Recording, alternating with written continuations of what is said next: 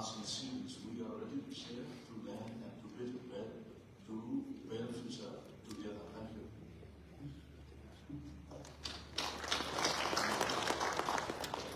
Thank you so much, His Excellency, Mr. Mo. And you are really putting it in 4 areas: waste management, climate resilience, coastal and rivers, green plan on transport and renewable energy and capacity building. So we take note of that. And now it's my turn to go to Manila. It's Ms. Angela Lechi Atienza, the Vice Mayor of Manila. The floor is yours. Thank you.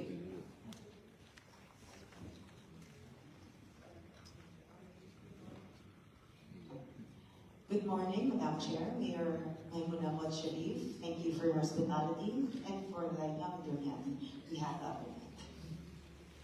Mabuhay, good day to all of us. I am Chia Atienza, recently elected Vice Mayor of the Philippines, capital city of Manila.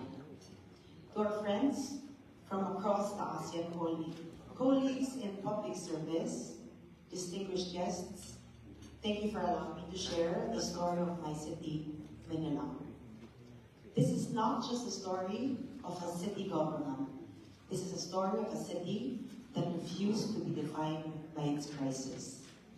This is a story of the united response, a partnership between the executive, the legislative, the private sector, and our people. And it's also a story that aligns deeply with the Sustainable Development Goals, particularly SDG 6, Clean Water and Sanitation, SDG 11, Sustainable Cities and Communities, SDG 13, Climate Action, and SDG 17, Partnerships for the Goals. But when the streets are full of garbage, it is not just an issue of waste. It is an issue of dignity, and dignity is worth fighting for. On June 30, 2025, at exactly 12 noon, a new mayor, a new vice mayor, and 36 newly elected councillors took their oath. By the time, the city was literally drowning in garbage. Pre-termination notices for waste collection contracts had been sent out because the previous administration could no longer pay for services. Everywhere you look, from major streets to narrow ones, waste piled high. It was more than unlikely. It was a public health emergency. And so the City Council, of which I preside, through resolution number 147, declared exactly that. But here's where the story shifts. We refuse to let this crisis define us. In the very first few days, we saw how powerful collaboration could be.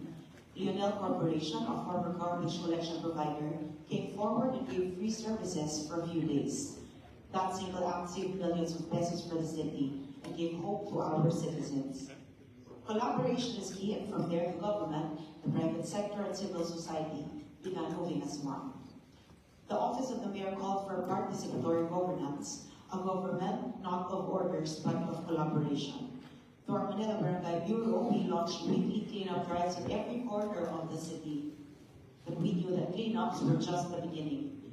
Our Department of Public Services crafted a 10-year waste management program from 2025 to 2034. It focuses not just on collection, but on waste diversion, segregation at source, and long-term sustainability. This includes 10 barangay material recovery facilities and 686 materials recovery facilities system. A city materials recovery facility and even a mobile MRF from UNDP. And because we cannot do it alone, we partnered with NGOs and private companies for programs like Collect Kilo Kita, Walang Stigma Junction, Alas Kalikasan Rapper Redemption Project, Aling Tindera Waste to Cash, Coca-Cola's Apple to Ipon Project. These were not just waste projects, they were dignity projects reminding Manileños that cleaner streets mean prouder communities. We activated teams that are as colorful as they're committed. Our team Materda, Paseco Beach Warriors, Estero Rangers, TPS Sweepers, and Power Washers. We launched information campaigns in schools, barangays, and community halls. We empowered barangay ecological solid waste management committees to manage segregation, allocate funds, and submit monthly reports. But if you want the city to stay clean, you don't just pick up trash, you change your behavior.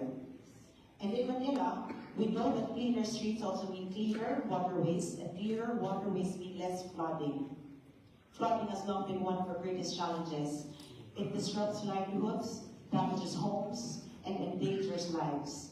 This is why we're integrating our waste management program with an ambitious flood control strategy, clearing and rehabilitating esteros and drainage systems, restoring natural waterways, investing in pumping stations and green infrastructure, and working with barangays to prevent garbage from ever reaching our rivers.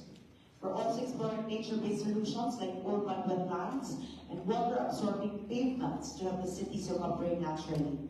This is not just about engineering, it's about climate resilience, about SDG 11 and SDG 13 in action, and about ensuring that future generations of Manileños will inherit a city that can withstand the storms of tomorrow.